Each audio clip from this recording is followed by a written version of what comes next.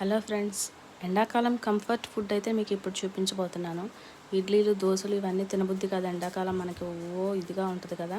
So రాత్రి అన్నంలో కొంచెం నీళ్ళు పోసి నానబెట్టేసి పొద్దున్న కొంచెం పెరుగు కలుపుకొని ఒక ఉల్లిపాయ, ఒక పచ్చిమిరపకాయ, కొద్దిగా నిమ్మకాయ బద్ద,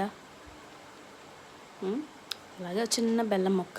అబ్బా ఎంత బాగుంటుంది తెలుసా ఈ కాంబినేషను.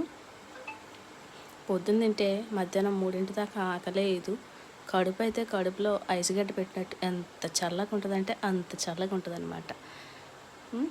ఈ ఎండాకాలం కంఫర్ట్ ఫుడ్ అండి ఇది. దీని తర్వాత పచ్చిపులుసు. ఆంధ్ర సైడ్ అయితే పచ్చిపులుసు బాగా తింటారు. మన తెలంగాణ సైడ్ అయితే రసం ఎక్కువ తింటారు, తెలుసు కదా.